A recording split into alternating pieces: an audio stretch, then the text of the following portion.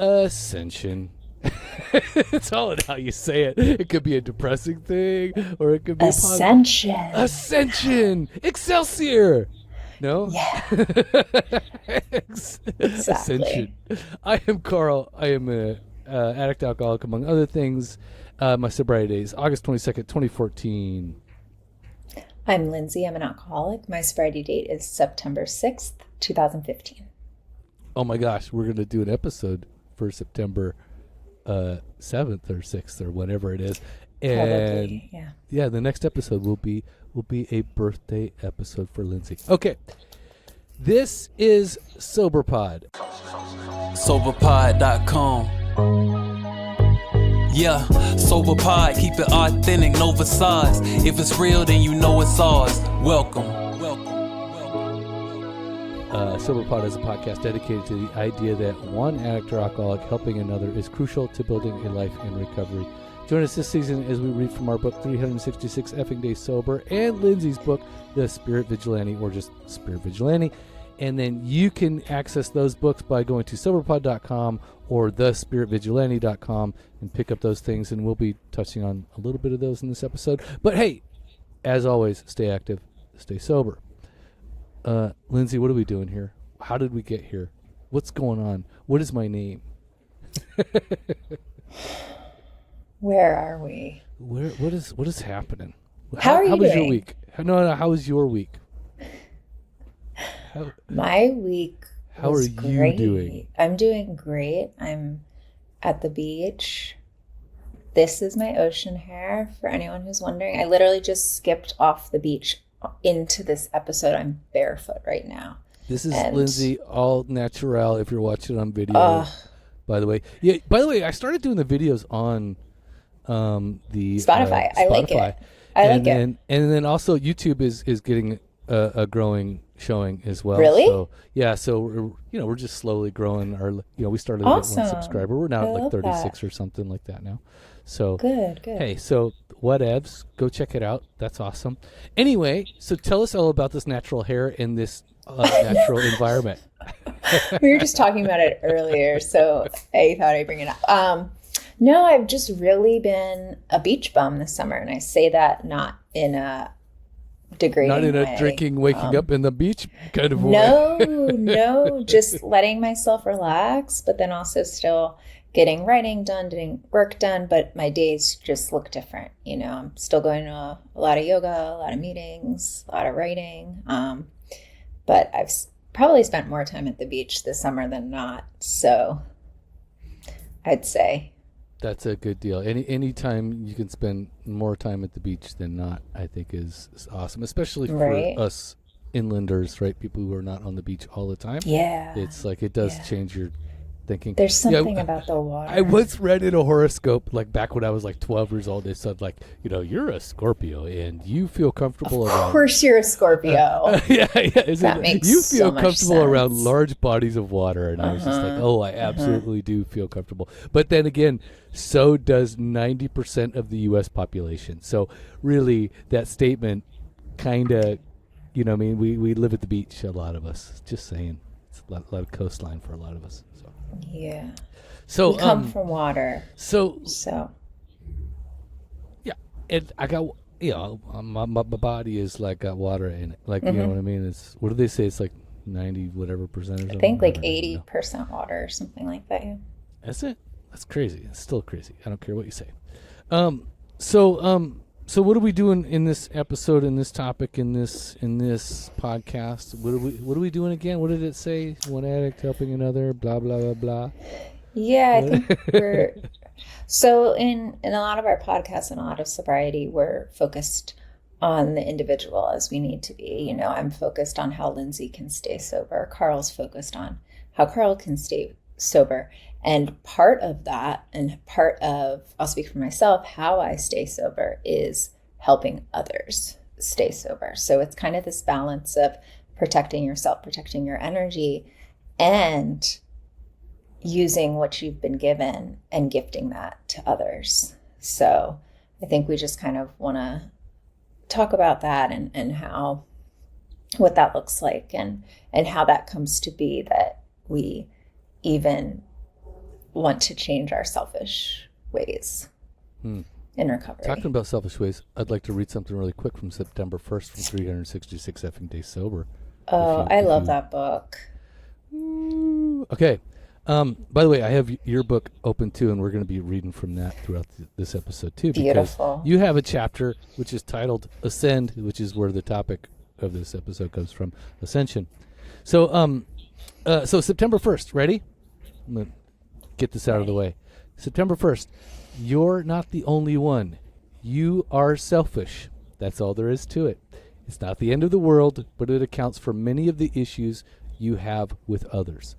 You care about your needs more than others, and why shouldn't you? It's very natural, and it's what got you this far. Everyone is selfish to a certain extent, and that's just the nature of human beings, right? Wouldn't you agree? so why why make any effort to be more giving, loving, caring, considerate, and generous? As you can tell, I'm going to make the case for it. Ready? Here it goes. So what's in it for you? Well, this is what we like to call in the program, sorry for you non-program people, it's called a spiritual axiom. When we care for others and look to be generous with others, we can sometimes benefit from it more than the person we are trying to help. It may not be immediately evident, but try it for a while and see what you get out of it. You'll be surprised. Yeah, again, try to help others, you selfish son of a bitch. All right, anyway, reflections. In what ways can you help others today? Who in your life could use a leg up or a helping hand? Don't get codependent over it. Just look where you can be helpful. Daily challenge. Write down your strengths today, then make a list of the things you do better than anyone else you know. And then you could probably use those things in order to help others. Just go figure, right? Interesting. Okay. Hey, so Lindsey, do you see where our reading really jumps into the I mean, it's funny, like you came up with this topic, I think, without reading this book, because I'm sure that my book is not the one that you want weighing you down on a trip to the beach. I have it on my Kindle. Oh, you do? Oh, actually. Okay. So that's great. I bring it everywhere I go. So you came up with this, though, without knowing the day, right? Yeah. So, which I think is awesome. I was reflecting on a sponsee relapsing and how that looks very different to me than it would in the past. Someone calling me for help. Like I wasn't the first person someone would call for help. And in this case I was. And I was the first person her husband said to call for help too. You know, go call Lindsey. And that's just so powerful. And the fact that she can be honest with me and trust me with that and be vulnerable. And I've been working with her for maybe a year and a half, 2 years. But it's just such a powerful exchange, one alcoholic helping another. And it being able to separate how their recovery is going and just support them in any way unconditionally is the goal, right? I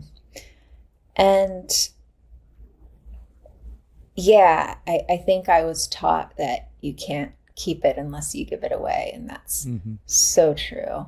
And so that's what brought about the topic today, and just how the things she says to me about how I'm there for her, it's almost like, who is she talking about? Because that's just not who I was before. Or maybe it was, but I was just very lost and sick before. So I just think it's cool how that evolves, and watching myself become more selfless. Yeah, I think I've had a real rocky road with helping others in a lot of different respects. Yeah, it's like I've always been I've always been able to want to help others, right? Like that's been a part of my thing, but I didn't ever feel like I had the ability to help others. Like I always, because of that low self-esteem, right? Like I always felt like I was such a mess. So how am I ever going to help others? It just always was like that kind of thing for me. So it's so funny. Like I in this, and I think it was a big thing for me, right, to like be able to do that. When I first when I first got sober, like 6 months sober, I was in a men's meeting, and it was like before 6 months, but I think it was maybe like 4 months. I was in a meeting, and they said, this meeting we support. We speak at a treatment center, every whatever Tuesday night, and if you have 6 months of continuous sobriety and you'd like to come along, we would appreciate that, right? And it was kind of like part of that thing. So I kind of made it a goal to like get 6 months and then basically be able to go there and speak, because I felt like I could at least try to help, on some level. And then when I got there, like I was scared shitless, so I didn't know I didn't know what to say. You know what I mean? I'm like, I'm just doing meetings and just showing up, and that's how I'm doing it. And there goes my, 2 minutes of conversation. So I used to be so nervous. But what I did get is I got the 2 other older dudes. I got to ride in the car with them. We talked along the way. I got to hear their stories while I sat there too. So I was like, I might as well have been one of the treatment goers, And I'll tell you, just going there to help out and then talk to these dudes, and remember they're 30 days or less, right? They're like 15 days. They're like, a week sober, sometimes 3 days, and whatever. And I'm sitting there with 6 months. To them, it looks like, that's huge. Right? Yeah. Like, wow, how could you stay sober for 6 months, So I guess there was that too. But yeah, it early on, it was really, that was about the result of my helping others. That's about kind of what it looked like to me. So yeah, but really now looking back, I'm sure you can see, and what I'd like to tell anyone listening who might be newer to the program and think they don't have anything to offer, there's always somebody who has less sobriety. If you have 5 days and there's someone who has 4 days, you can share your experience. And you help us so much. When someone has 1 day and is in the rooms and they share their experience, that's probably the most helpful thing to me in that meeting. Yeah. So you always have something to offer. So just be real, be vulnerable. That is how you can show up. Make the phone calls, say you need help, and we'll be there. And you're helping us. You're giving us a gift. So by not calling, not sharing, even if you feel uncomfortable because you're new, you're robbing us of that gift of being able to help you. And it's hard to explain until you can't transmit something you haven't got. So you'll learn that and come to understand. But just you have so much to offer just with your story and just by showing up and wanting to try a new way of life. Yeah, it's without even without, I guess, program, right? It's like, just showing up and being honest about what it's like out there is enough. Sometimes I think somebody sitting in the room for a year, 2 years. I always think it's funny, like how easily we forget what it felt like, right? Like it just and the misery behind it, and just like, so when somebody does show up, like I just had a dude show up Tuesday night. I sponsored him for a while, and he was hurting one time, and his girlfriend called me, and I went and grabbed him, took him to a meeting or whatever, and it was all fine and everything, but I think the thing is, like, to see somebody like that come back after being out for a while, it's like, it just gives you oh yeah, like I am so thankful that, like, I'm not doing that. I know it's terrible, but it's like, but then I think the other thing is, like, when I saw him, I genuinely was glad and happy to see him, and so I just gave him a hug, and that's it. That's all that there is to it. It's like, because I don't think that they also realize, like, that part of it for me is that this sucks, right? And helping others does suck. It's not like, dude, how about all of my podcasts? All my podcasts recently have just been me like, recovery sucks. Like, what's going on? No, You never it's not told just- me at the beginning of the episode how you're doing, so we'll circle back to that. Well, I think when you're helping others, it's very tragic. You know, I remember asking I my see. sponsor, Sure. my sponsor John, who died. I mean, it was like he helped so many people, and it was just such a big heart, and for me though, I always was reticent because I'm like, oh, like there's some that don't make it, and there's some that like they die, they literally die, and it's like to be attached to people like that is hard for me because it's like so and I guess maybe that's the benefit or the side of it was that you realize you are the lucky one. Like if you're staying sober and if you're doing this stuff and you're helping others like that, it is hard because those people are dying, but at the same rate, it's like you're staying sober. So it's like, oh, you know, so there's like a survivor's guilt that does kind of come with it for me, you know? So when I run into this dude, I'm really thankful to see him sober and alive, right? Because I know how easy it is to not make it back, and I've seen it. So it's just really sad, you know, on a lot of different levels. But, you know, hopeful on some other levels, because sometimes you do see the dude, like sometimes you do help. Like I got I don't know, a handful of sponsees right now that actually are like living life well. They're year, 2 years sober, right? 3 and 4 years, Me and too. it's like, and they're like, you know, they're not fucking it up. They're maintaining their jobs. They're like learning as they go. They're checking in, and they're like, yeah, this, you know, I'm getting better at handling X, Y, or Z. And you're like, oh, like thank God. But that comes with time, and you know, and like looking at the odds are like, you know, there are more of, you know, people going out than there are staying, and that is a very hard What are the thing to look odds at. these days? What's Do you that? know? What are the odds these days? The same as they I know always it's hard were. to document, but Yeah, is it like 9 out of 10 don't make it, or? it is like again, for the people that actually do make it into treatment or a recovery or have an extended period of recovery, it's still 5%. Less than 5% is the going stat for, yeah. And this is for people that are qualified alcoholic, addict, that kind of stuff. People that are definitely doing. So long-term recovery is under 5%. As far as from what I can remember. But if anybody wants to correct me on that, feel free. Go ahead. So, but it's Yeah, less and than, I from what I understand, less than 5%. I understand that survivor's guilt, and this one sponsee of mine that I'm thinking about has relapsed twice, and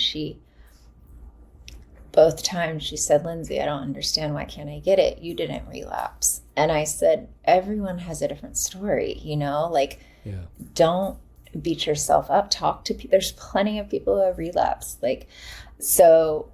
But as far, the survivor's guilt thing, I understand that. I don't feel that way anymore because I channel that into my responsibility to help others. Like for some reason, I'm making it today. Today I'm sober. What can I do today to help others? And that's when I truly feel like my cup runneth over. And that's what I talk about in my book, like that gratitude of, oh, it's not about me. It wasn't about me the whole time. How can I give what's been given? This is a gift. Like I can't explain it. It's grace. It's grace. And so how am I going to use that? How am I going to use that new lease on life? So I guess a lot of this goes back to, for me, the Maslow's hierarchy of needs, right? So I go, you know, for a long time, like in the first 2 years anyway, I didn't really feel like I was capable of helping others in that way that would be of any real help. I mean, I did try to sponsor a few people, etc., but I needed to meet my psychological needs, which I didn't understand. I needed to go for my safety, right? Like that I feel okay. And then when I really started to be able to help others is when I moved into the middle of that triangle, and I started making connections, had love and belonging, etc., right? And then when I really started to help others is like when I actually started to have some self-esteem, and I started to understand that, oh, I'm like, I have like your purpose or your value. And I think that's where you get into with Ascension, right? Or your chapter of Ascend. It's like, and then of course, then the self-actualization, like creating this podcast was part of that stuff. I was like, okay, like I can be a different voice in this mess of recovery, right? Like I can try to help others who are like me, who were like rejecting of traditional program and AA and treatment and all this other shit. And which just is try so to beautiful. just try to be helpful in like, oh, this is where it worked for me. This is the time that it cracked for me, right? So, but let's just not forget, we definitely relapsed so many times. How many times did you, like, maybe not in program, maybe not like after treatment, but how many times did you say to yourself, it's Monday and I'm not going to drink, or maybe you got a couple days sober, but you always did it again. You know what I mean? It's like, that's a really good point. I did it, but I did it like in the privacy of my own room, which didn't come with a lot of embarrassment or regret, right? I didn't have to tell anybody, so I just drank again without all that guilt. Yeah. So, you know what I mean? So I think we all do it to a different degree. You're right. I guess I just haven't, once I adopted a formal like sobriety date and recovery, I didn't relapse, but that doesn't mean anything, like, and that's just this last time. I did it before. I did it when I was 15. I did it when I was 20 to 25. I went back out because I just thought, maybe if I just do it this way, maybe if I do it that way, maybe if I, you know what I mean? Maybe if, as long as you have another plan, you will more than likely relapse. If you think you can do it again, by all means, you are going to relapse. I mean, but again, I also think too that some people are not like us. Some people are not like drinking to oblivion or chronic alcoholic. You know what I mean? Like I think that there's like some people that maybe they do have other stuff going on. Maybe they're not quote unquote alcoholic addict full blown in that way, and maybe not yet. but the fact is like I think that some people do have the opportunity to just quit drinking without any other, opportunity. Like they're just heavy drinkers, or they've had enough consequences or whatever, right? But some people like you and me, we need intervention, man. We need a different support system. We need a different way to do this. So and like that guilt that comes with relapsing, it's like, I was talking to her and I said, you're an alcoholic. We drink. Like the past 10 months you haven't been drinking is a miracle. We're more likely to drink than not drink. So we get back on. All we have is a daily reprieve, right? So it's not this how did this happen? How did I relapse? I understand all of that, and I understand asking those questions and definitely answering them so it doesn't happen again. But you drink because you're an alcoholic. That's why. Yeah, I think one of the things is like I've been with dudes and they've been talking about relapsing and then they say like, I don't know why, and I go, I know exactly why you relapsed. You don't. So just come to me anytime you wonder why, and I'll tell you every time this exact statement. And they go, what? And I go, because you're an alcoholic. Like that's why you drink. There's no other reason. Like just by the way. Thank you. So we're on the same page. Yeah, exactly. Yep. They say so. Miracle definition of a miracle, which is a surprising and welcome event that is not explicable by natural or scientific laws, and therefore is considered to be the work of divine agency. So beautiful. It is my natural state to be drunk every day, at least by 3 to 4 o'clock. That is a given. If before I got sober, if you said what is Carl doing at 4 o'clock right now, you would more than likely say he is either drinking or preparing to drink or pissed off that he hasn't had one yet, right? Like it's just basic shit, right? So that to me is my natural state. And that is so you tie that on for 15 years and that becomes a very commonplace, and it would literally be a miracle, because here's the other thing. It's surprising to me that I got sober. Was it not surprising to you? Right? Like it surprises me every day still. Right? And it's welcome, is it not? Right? So to me, it really is the definition of a miracle in terms of, maybe not scientific laws necessarily, but the natural laws of my natural capabilities. That's what I did. So it was a shock to me. It was surprising to me that I got sober. So for these people that do relapse, like, remember, like, the fact that you had 10 months is not wasted. It's not thrown away. Exactly. It is, you had gained that knowledge and that level of cognitive awareness to know the truth about yourself. And so given the truth about yourself and given the fact that you relapsed, it's like, what does that tell you? What is it that you need to do differently or more of or double down on, and not just the fact that it was possible, right? It's like, what were the conditions that led up to your original sobriety to begin with? Like, hold on to that. What was that about? I think a lot of the times when I go to help others, I find it hard to remember or recall the true desperation that it took in order to get to this point of 11 years, in yourself, right? It's like it, to go back and recall the exact, darkness and desperation that existed in my being to call out, to reach out, to accept the help that I didn't want to accept, by the way, because it's like, I wanted help. I just didn't want it from those people. I wanted help, but I didn't want to have to do the time that I wanted to help myself. Right. Right. Yeah, me too. Like, I wanted, again, sick mind can't heal a sick mind. So I think when it comes to, at what point did you feel, because we labeled the thing Ascension, right? At what point did you feel like you could move out of, that the hierarchy of needs kind of thing, your safety? At what point did you feel like, oh, I'm really at a spot where I know that I can help others and that I can be of usefulness to others? Like, where did that come into play for you?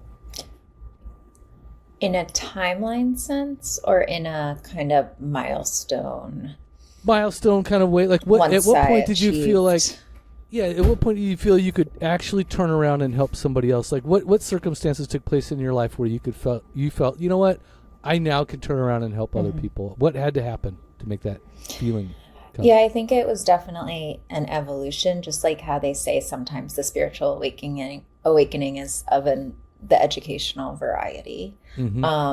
So when situations presented themselves and someone asked for help, and in that situation just kind of had to make a decision, it was really, I always go back to experiments, I know, but it was really trial and error to me, and let me see what happens when I help this person. I don't know if I can, but let me try. Just like when I was getting sober, I don't know if I can, but let me try, right? And maybe I can say something that resonates with them. And then once I, even though it was awkward and kind of learning how to walk and stumble, and I don't know if I'm helping, I don't know if I'm saying the right thing. It takes practice. And I mean, I kind of pretty quickly started trying to help. I'd say about 6 months in, maybe. And when I say that, I don't mean like all of a sudden I was sponsoring 15 people, but just being more open. And you know what allowed me to help people? Being more open about my feelings, because then they felt comfortable enough to come to me with their feelings. So, but you had to get to a place where you understood your feelings in order to be open about them, right? Like, that's kind of the idea. Is like, when you, there's a lot of work to do before you can do that. This beautiful dance between self-help, or I guess I would more want to say self-transformation, and then how you use that to interact with the world around you, and then how you use the world around you to learn new concepts that then feed your transformation, right? And even when I'm helping somebody that has less time than me, I just see it as such an exchange. Like, I am not giving them something special.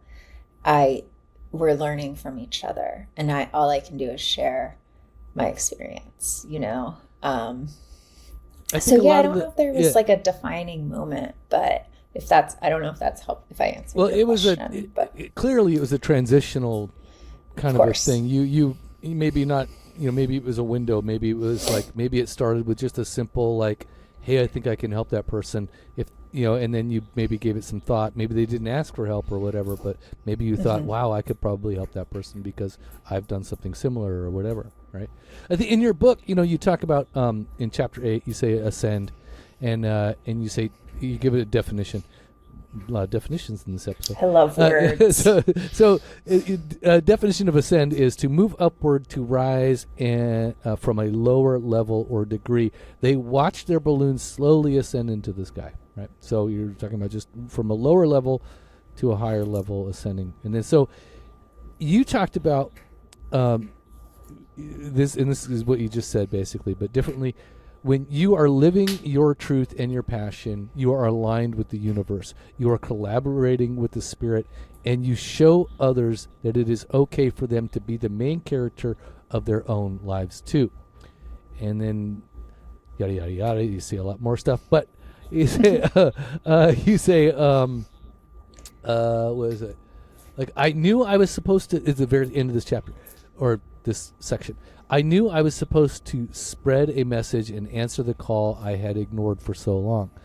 Instead of making decisions based on Lindsey's feelings and Lindsey's comfort and Lindsey's readiness, you selfish son of a bitch, I started letting my mission make the call. Wait, that part wasn't your writing. That would be I know. interjecting. You selfish son of a bitch. I appreciated I don't want people to get annotation. confused. I don't want people. I'm like throwing in my stuff.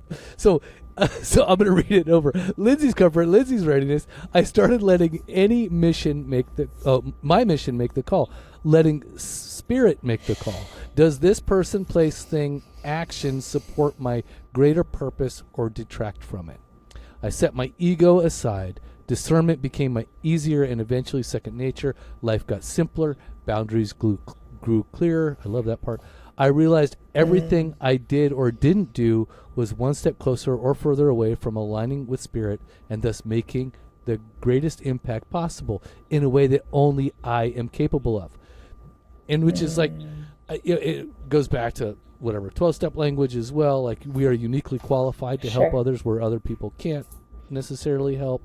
So a counselor, for instance, that has never kind of been in the hole, for instance, they can't necessarily tell the alcoholic what it was like, and kind of help to get them out of that.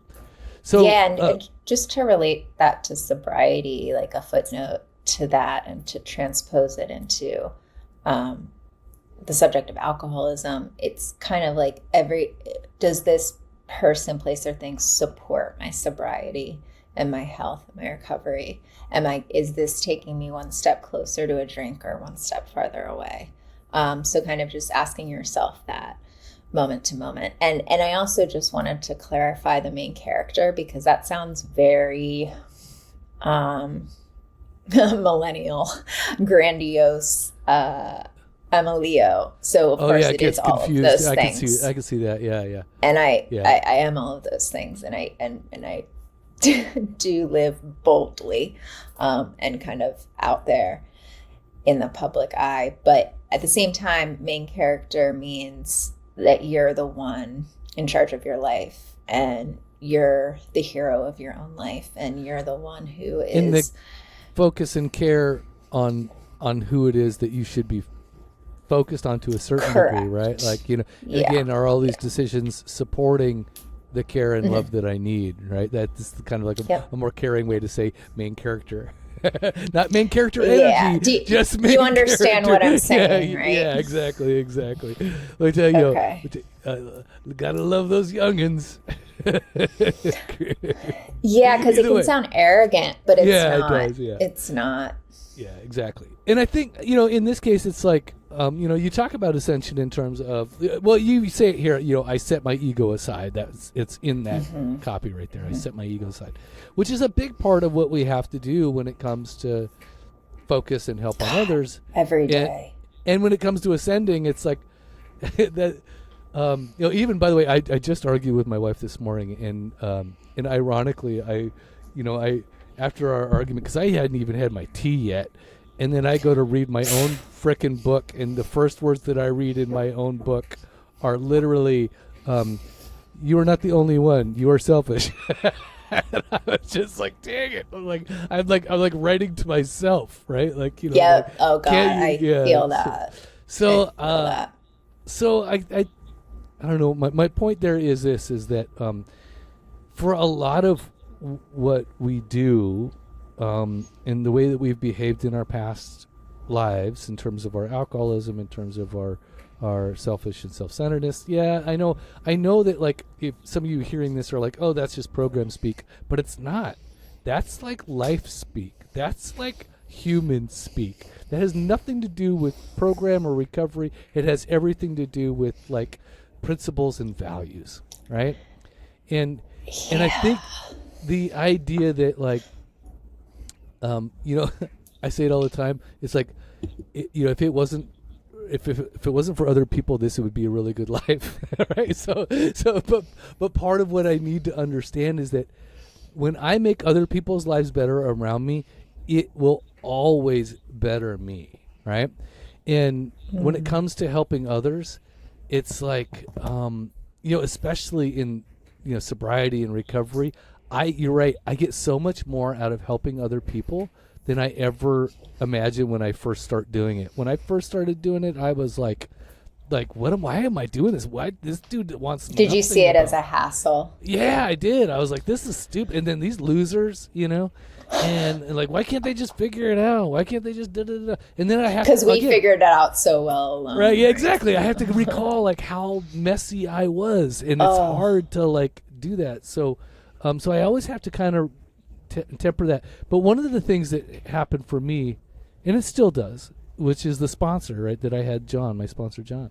He was very loving. He was very compassionate. He was very kind and patient. And I'd call him every week just with some stupid bullshit problem. And he'd just remind me yet again, hey, that's just your stupid bullshit problem again. Like, there it is again, just pointing it out to you. And then, you know, and how patient it must be to, like, talk to somebody who just can't get it year after year, week after week, or whatever. And then when they do, it's like, there's something beautiful in that, because you get to see like how this really works. It's like, it's a long game. It's hard. It's like, we're hard-headed. We're like stubborn, selfish, self-centered to the core. We really don't want to listen. We think our way is the best way. And to have somebody stay with you and ride that wave with you throughout the whole thing, and then when you guys get to shore, you get to say, hey, wasn't that great? Wasn't that right? Awesome. Yeah. I mean, and you'd be like, you look at that too, like, fuck you, man. I almost died. Right. But they're like, but you didn't. You know what I mean? Mm-hmm. And that person's always there to remind you. You get to be that person for somebody else. And how beautiful that is. Knowing how much I love that man, and how much, like, how every day I get up and think about him, or he's a constant reminder of my life, and how beautiful that is. Knowing that if I could be just a little bit of that for somebody else is fucking gorgeous to me. That's right? Like, so inspiring. Right? So that's where you kind of realize, like, when you start to help others, when you realize that you're that person that you needed, right? When you're that person for others that you needed, you realize, like, oh my gosh, like, that's where, like, this, the quote unquote, the spirit that you talk about really starts to flow, right? You lean into it, and you just embrace it, and you go along for the ride. And it's a beautiful thing sometimes. It really is. You could call me a pussy right now, or a little bitch if you want. I mean, just saying. I'm kidding. Is it that time of the month again, Carl? Yes, it is. It is. I'm really flowing right now. You'll have to forgive me if I don't get up. I love how last week when I texted you, like, is it a super plus day or whatever? And you're like, what does that mean? And I feel like I'm educating a teenage girl on the menstrual cycle. I'm like, what is super plus? Which I basically that's an inside joke that we're gonna have to, like, let people in. So let's not do that. Okay. Next episode will be home ec. So I guess, do you find the same enjoyment in helping others? Has that come back to you at some point? Oh my gosh. Yes. I had a sponsee call me today. I met with another sponsee today. It's just beautiful, and not in a way at all that's like, look at me, look what I'm doing. Mm-hmm. It's just gratitude. Like, I'm so grateful this person crossed my path and thought to ask me for help. And it's usually when I share in meetings and people relate. So you have to show up. And a lot of it is leading by example. And I can't tell anyone what to do, but people look at my life just like I look at other people's lives who have gone before me, and they say, what? I kind of like what your life is about. What are you doing? What did you do, right, to get mm-hmm. here? Mm-hmm. And I share what I did, and I give them suggestions. And and that's so much more natural of a way than going and looking for people to teach and to listen to you. And I forget who said the quote, but it said something like, don't go looking for people to save, but be the lighthouse, you know, and the boats will come to you, or something like that. So just mm-hmm. living that example and being kind and being honest and being vulnerable. You don't, even if the people don't come to you after the meeting, just, you don't know who you're helping that day, or what that sentence means to that person. So yeah, I have often I often hate my I don't like to share. I do like to share, but I don't like to share. There's a certain part of it that I just kind of go like, I'm just sick of hearing myself, you know? Yeah, I feel that way a lot, especially since we speak in this format, and yeah. Yeah, and it just, I mean, this is kind of different because I don't have to like, I'm talking to Lindsey. I'm not talking, you know what I mean? Like, this is just, right, like, I don't even really consider that this is, I don't consider that other people will be listening to this at all, right? Otherwise I would never speak, right? I would be over here terrified. I just consider it like when we talk, that like we're talking one alcoholic, talking with one another about recovery, that's it, right? Like, to me, that's just normal. But when I sit in meetings, I definitely don't like to share sometimes. I actually put myself sometimes on like in the penalty box, right? Like, I just like, you know what, I'm not going to share in meetings anymore. I'm just sick of sharing. I'm sick of hearing myself. But I have to remember that it's not about me. I wish, and then so, and a lot of times, you know, it's like I do share, like I literally, I have no idea what I'm going to share. Like, there's this really weird call to like Carl, like there's just like this little thing that comes up inside of me. It says speak, right? And I go, shit, I guess I got to. And then I go, okay, and then I do it, and it's neat to have somebody come up to you and say you helped. But let me just say, what's even neater is when somebody has been deciding on a sponsor for months, and they're weighing the pros and cons of who to ask, and you happen to be the one. After 3 months, they decide that they're going to approach you because they've listened to you share for 3 months. You know what I mean? And it's like, so they go, okay, like, out of all the people that I've heard shared 3 months, I'm picking you. Feels pretty good, right? You got to go, okay, like, here's somebody who's very, like, very picky, very definitely needs, and that just feels good because you realize, like, if I didn't share, like, then, like, I would have never got if you this didn't keep showing up and said, I'm good, thank you, thanks, see ya, I got what I needed. That would never happen. That's so why it is important to share. It is important to share your experience, that's for sure. But a lot of times for me, it's like I kind of I get lost in myself, right? And I don't share because I think too much about myself. Yeah. So I'm like, I don't want to fucking do that anymore. So sometimes it does. And then, by the way, if we're talking about helping people too, you just said just showing up. Literally, to be a familiar face in a meeting, like, how important was that for you? That when you walked into meetings early on, and you were joining a community, right? You were like starting to settle in. That just having a familiar, and I don't even care. Like, even just talking to your therapist, how normal is it to, like, when you go to your therapist, it's like you realize, like, oh, this is a familiar person, and that is sometimes just enough to help, right? Because you realize, like, oh, there's some consistency in my life here. These people are consistent. It's like, and I can count on them to be there, period, right? Yeah. So just showing up sometimes is just enough, right? So for a lot of people that are lost otherwise, just knowing that you're going to be there at, Monday at a 6 p.m. meeting or whatever is just enough for me, Yeah. So Yeah. yeah, it was early on for sure. So, okay, so talk to me about ascending and what that really means for you today, like, and how you continue to do that. So I think with ascending, because I really like that concept of rising above, and not above in a superior kind of way, but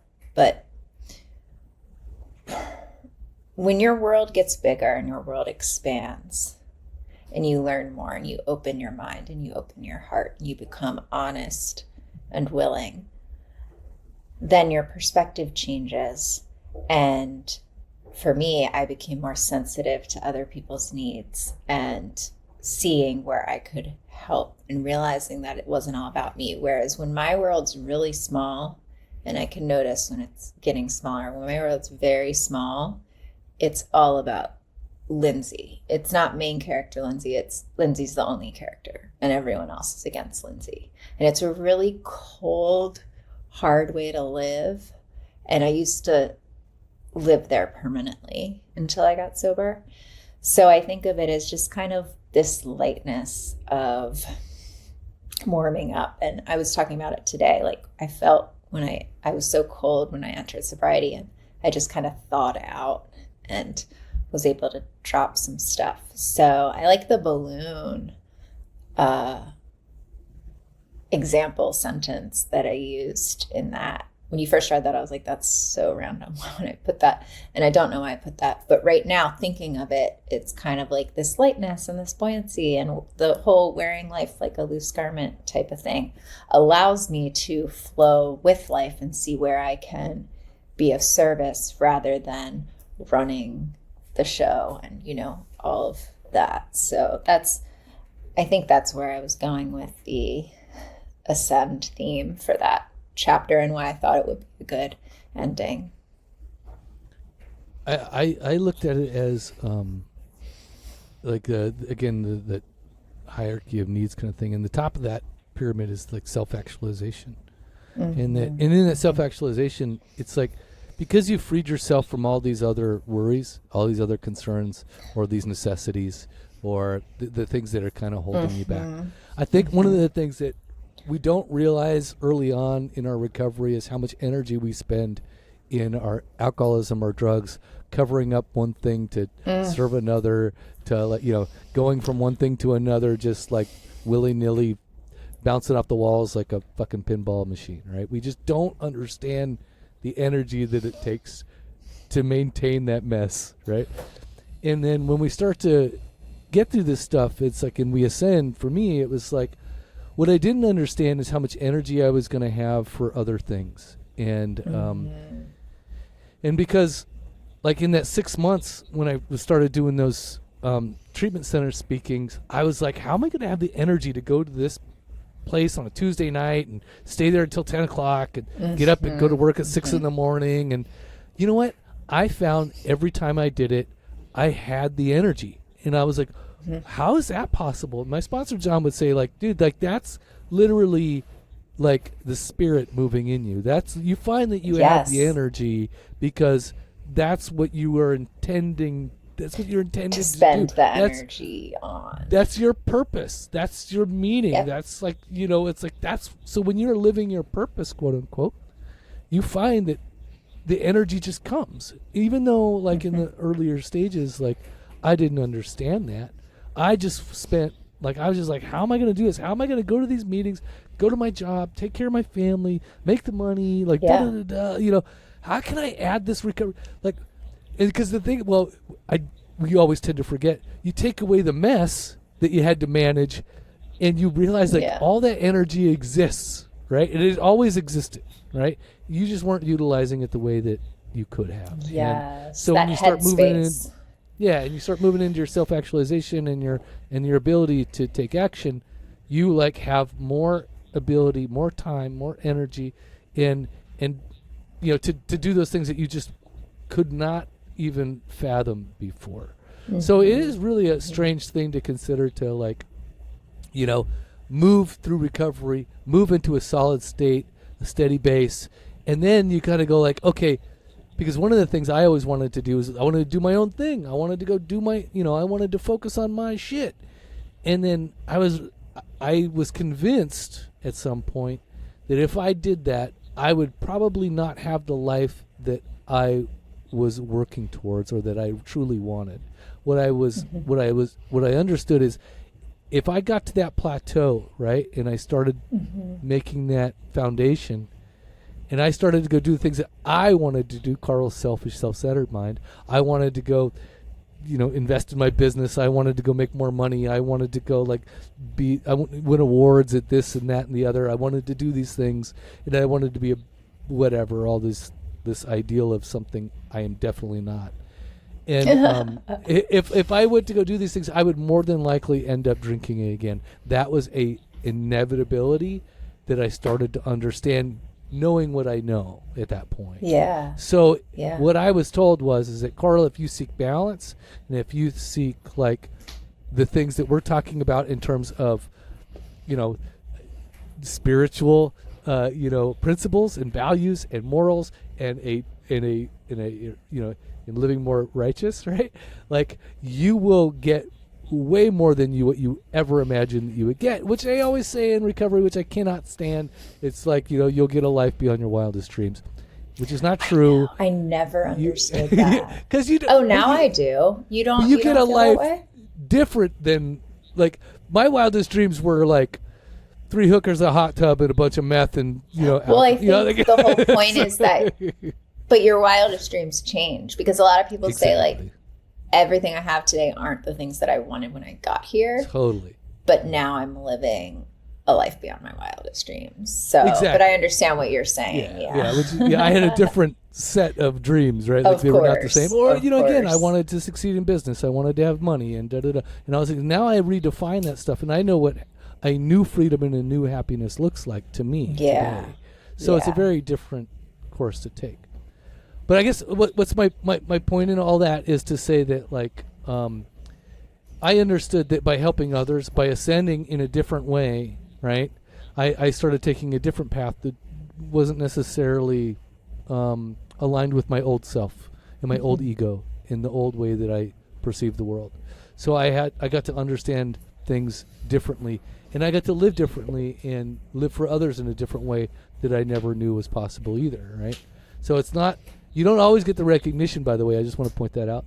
Like, you don't always get the kudos or the pat on the back or the attaboys. Yeah, absolutely not. Sure. If you're not helping to help for helping's sake, because again, that's true. That's you will a very absolutely be doing it for the wrong reasons. So I learned that also, right? Because I also got, I got it took me a long time to clean the cat box without expecting somebody to say something about it, right? It's like, don't you want to reward me for the shit I should be doing anyway? And then also with helping people, you help. I do need to clean the cat box. Can you remind me at the end of this? No. Okay. Yeah, I will. That's awesome. No, but with helping people, you help and then you let go. So we can't be attached to a certain outcome.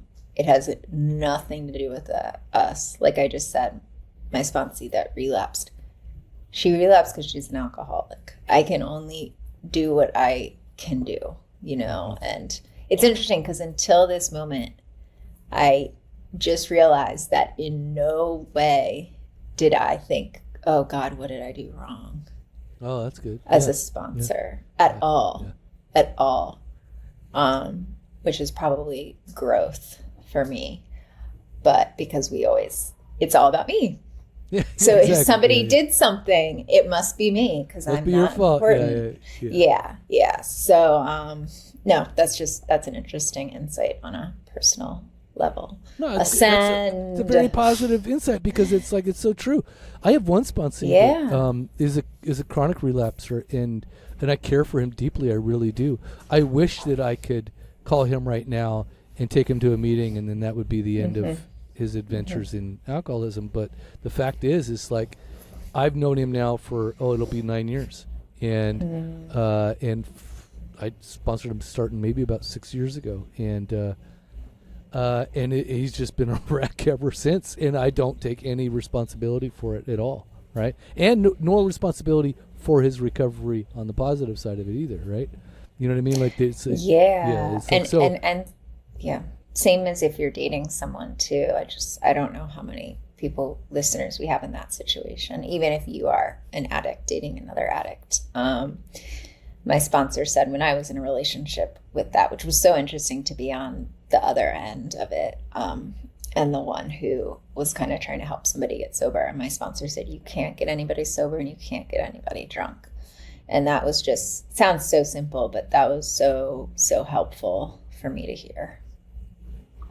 Yeah, it's exactly like that. It's like it's a very separate experience, and it's again because we are what we are, you know. So and again, if I could change it, I would. If I could impact it, I would. No doubt about that, right? Because again, I think it's very tragic, and I think it's very sad sometimes about the way we are with ourselves. But the only thing that we can do is the action, and the results are not up to us, and that's just a proper, positive, healthy way of letting go, right? You know, it's just all there is. And to I it. think the helping people helps with that guilt too. If I was sitting, you know, not helping people, and I'm in my head about why me and why not them, you know, then that's a different scenario. But when we're in it, like, it's just a totally different experience, you know. I mean, granted, I still do have the survivor's guilt, no matter what. I mean, when I really look at it, I go, oh, I really do look at it and go, why me, right? I really do a lot. I mean, that can also translate to privilege. I mean, there's so many things in my life where I'm like, why me? Why do I have all my limbs when I see somebody who, you know, I don't understand that. But like I said, I try to practice that principle in other areas of like, use your advantage to your advantage. Yeah, you know? Exactly. So that's where it comes to living your purpose, living your, exactly. With meaning and creating all those things. Okay, so Lindsey, we're gonna end this shit show, if we can call it a shit show. We're gonna end this glorious, wonderful. I got off the beach for that summation. You did to help others. That's why you got off the beach, to help others. Right. Now I let go of the outcome. See, I don't know how many listeners we're going to get. I stopped looking a long time ago. No, I still don't, actually. Yeah. I still know how many people are listening. I love when you send it to me. Which reminds me, because I forget that people listen. Like, I honestly, I'm just talking to you and having fun. And I'm like, when you send me the listeners, I'm like, oh my God. No, I think it's a good reminder of, like, because sometimes I feel like, oh, I just want to stop doing that, and then I go look at the listeners and I go, oh well, maybe we shouldn't. But yeah. But here's the thing, is that I want to make sure that people that are listening know that you can help others by subscribing, by sharing the podcast, and doing all those types of things, because, you know, really that's just what we're doing. Again, one of my goals this year's, I think this year or last year, I can't even remember, it should still be the same goal, which is to increase the listenership and to try and reach out and connect and help as many people as possible. That's just the goal. So and we may have some creative, interactive ways to do that coming up. So just stay tuned. Got to keep doing it. So if you are interested in helping, of course, you can donate and do it that way. You can also go to soberpod.com and become a member. There's a way to do it that way. And you can also, the best way to support us is by buying our books. So The Spirit Vigilante or Spirit Vigilante book, go to thespiritvigilante.com, go to soberpod.com, and you can find ways to buy the books there. And then if you can't afford to do anything financially, obviously the best way to support is to share and subscribe and like and I don't know. And comment. Oh yeah. I want people to comment and interact with us and talk about telling you, most people like they have like the anonymity problem. They're like, I don't want to do that because my account will be attached to this thing, and they just don't want to do it. So I totally understand. That's why a lot of people don't comment.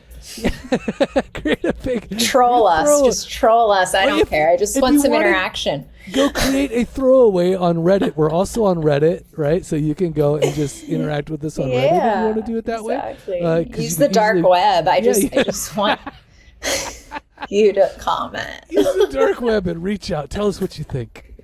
While you're there, steal a few credit card numbers and really support us, you know? Yeah. That's right.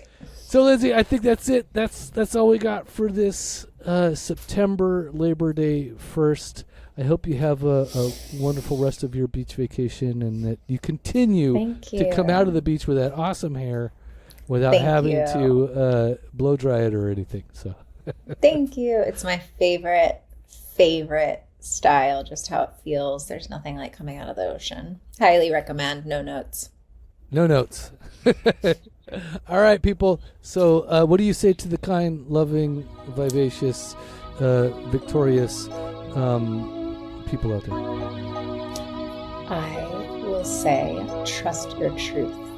And I say, stay active, stay sober. See ya. Soberpod.com. Yeah. It was a sight to see him. Breakfast with Sprite and Seagrams. Wrestling with my vices, exercising my demons. My blessings were blocked, so I never got the message. I'm stressing, I'm only 12 steps from an exit. Regret it, because my imperfections were perfected. I ain't run from it, I accept it and rep it. It's a badge to me, good stories come from a tragedy. And when you survive, the glory will come in Act 3. The wait's over, 366 days sober. Morning affirmations that can start the day for you. Use my favorite bookmark for a placeholder. Finish when the day's over. Okay. Yeah, sober pod, keep it authentic, no facades. If it's real, then you know it's ours. Welcome.